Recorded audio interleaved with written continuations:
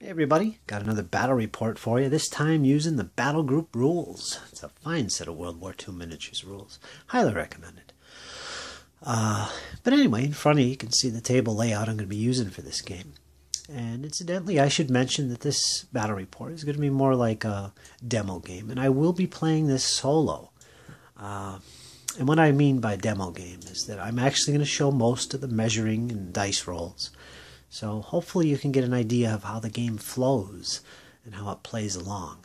I also anticipate the game moving along quite quickly, being a smaller action. So I think I can video all that detail too for you.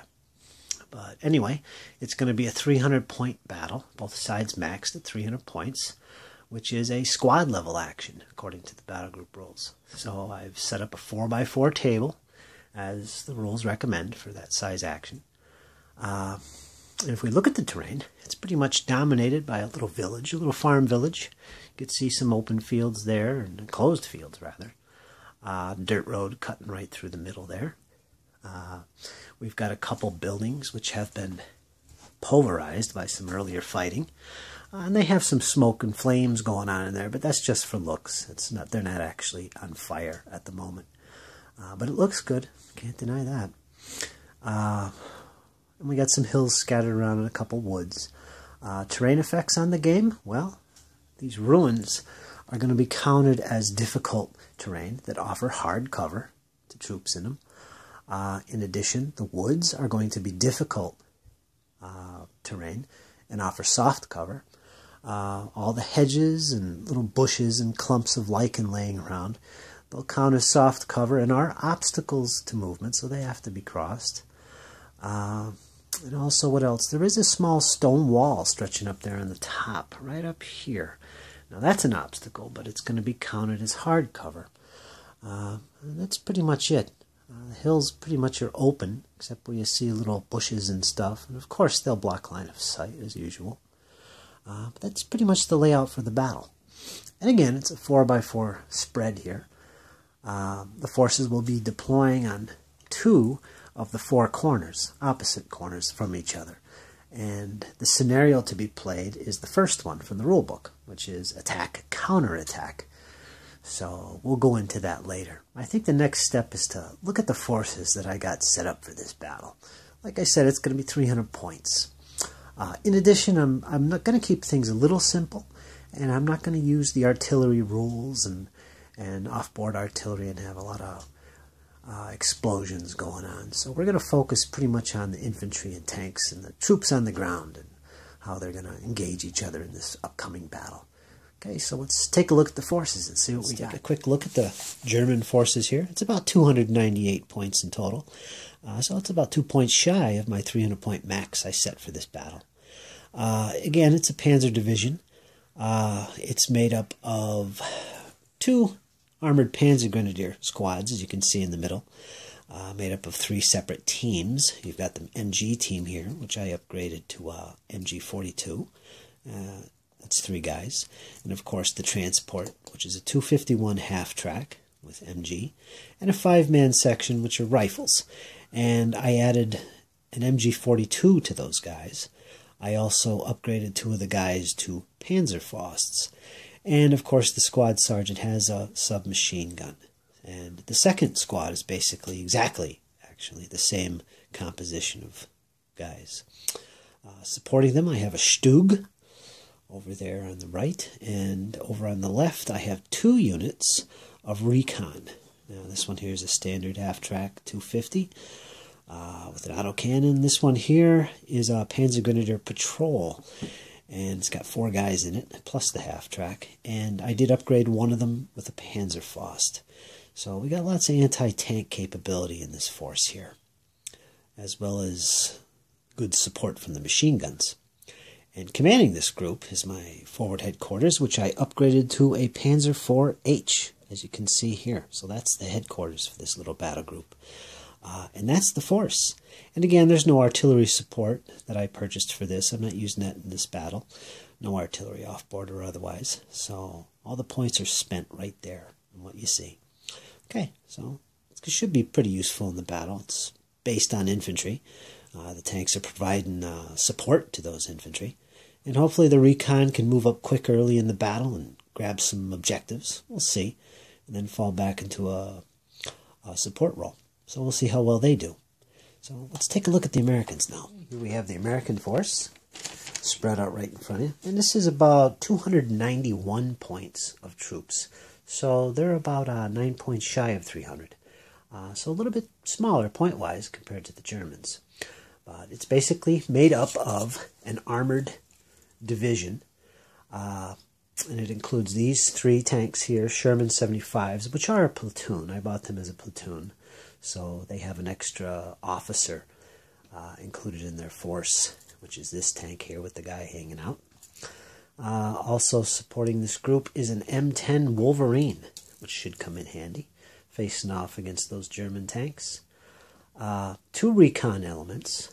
Right here we have an M20 utility vehicle, and we have a Jeep recon team, which is 3 guys in a Jeep, and they do have a 30 cal attached to that Jeep.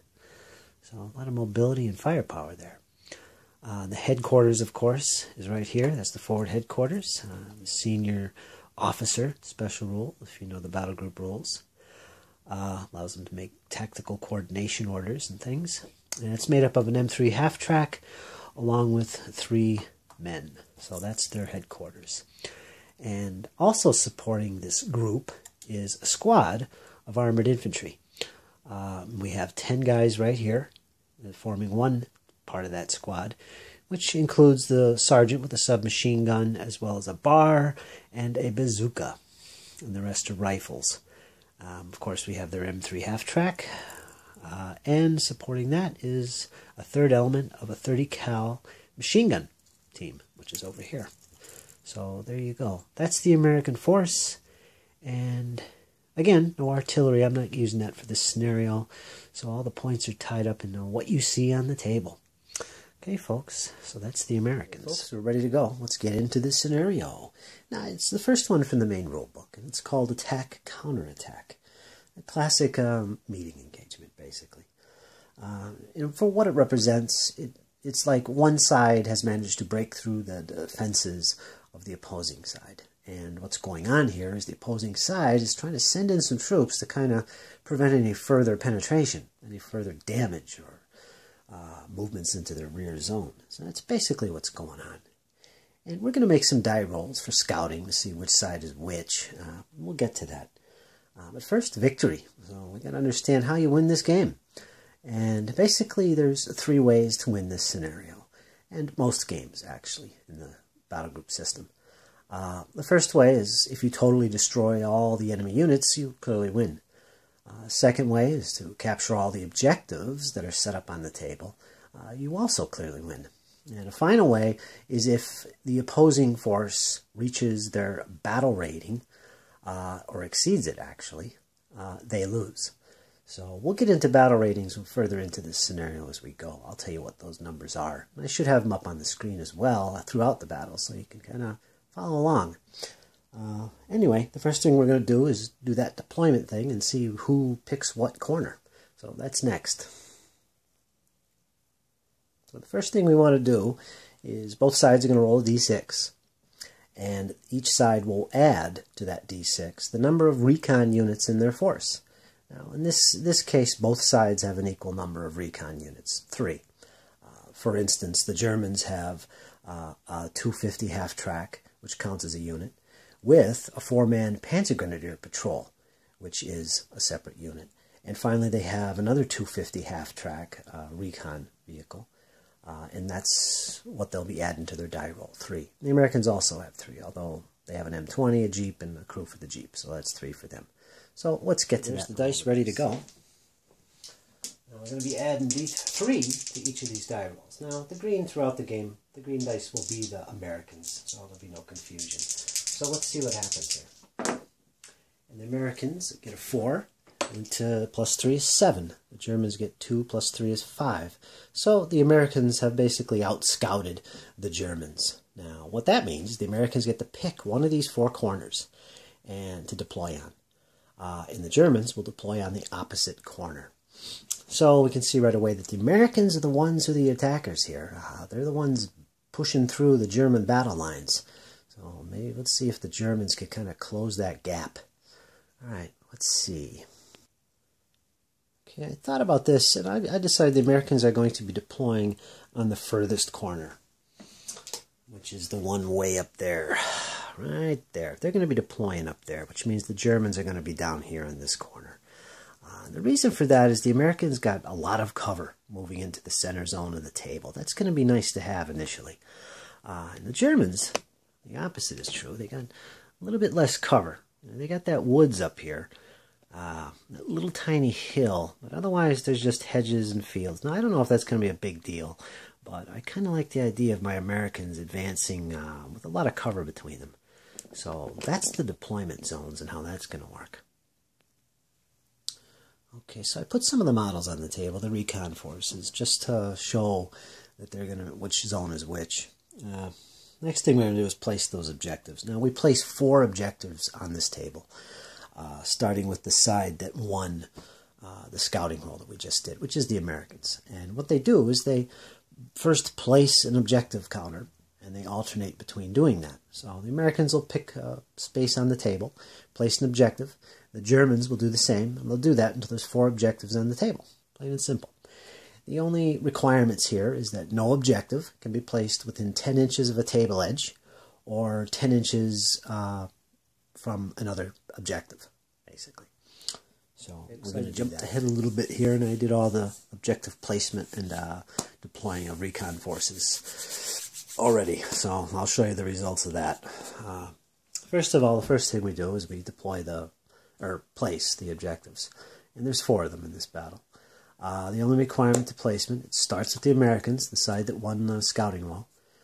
No objective can be placed closer than 10 inches to a table edge or an already placed objective marker. And again, it's alternating. Americans place 1, Germans place 1. So let me point out where they are on the table.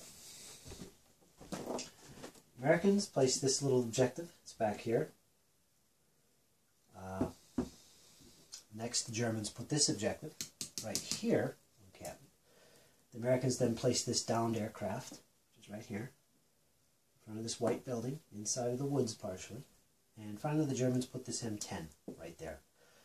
And again, they're further than 10 inches from any table edge, and further than 10 inches from an already placed objective. So everything's good.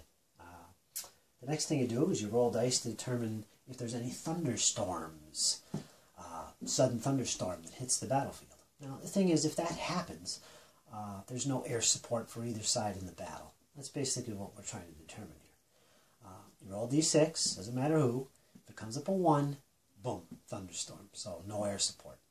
So let's roll that. I probably should zoom in, but I'm too far away from the camera. So it comes up 3. So there's no thunderstorms, which means air power can have an effect on the battle.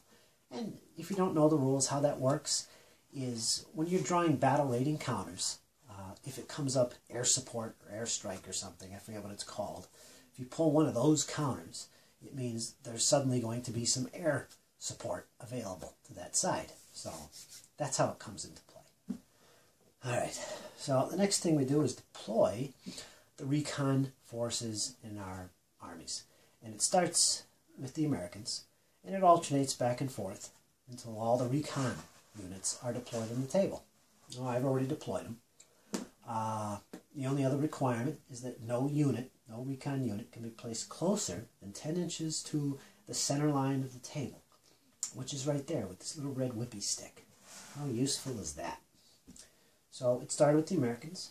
They deployed an M20 right here in this field. Got cover. He is within 5 inches of this objective and this objective. So the Americans are going to start off with some objectives in their hands. The Germans then placed this 250 recon half-track right here. It's got some cover with the shrubs here. And yeah, I think I made a mistake with him. I want him a little closer so he can gain this objective. So, yeah, he's right there. That's where he should have been, right there. But now he got moved. So this objective will be claimed by the Germans. Next, the Americans, they placed there are 2 remaining units. It's actually 1 unit, but it can function separately. It's basically their recon jeep with 3 main crew, and the crew are in the jeep. And I placed them all at once, all the way back here, kind of behind this house over here. I don't know what I'm going to do with them. Kind of thinking I'm going to do a little exploring on that side of the road. We'll see. And finally, the Germans placed the last 2 recon units. They placed this 4-man patrol of grenadiers up into this woods, claiming this objective. And then they placed the 250 half-track transport for this unit right behind it in the woods. So, yeah, there we go. All the objectives have been grabbed already, which I'll show you the effect of that in a bit. And that's it. That's deployment.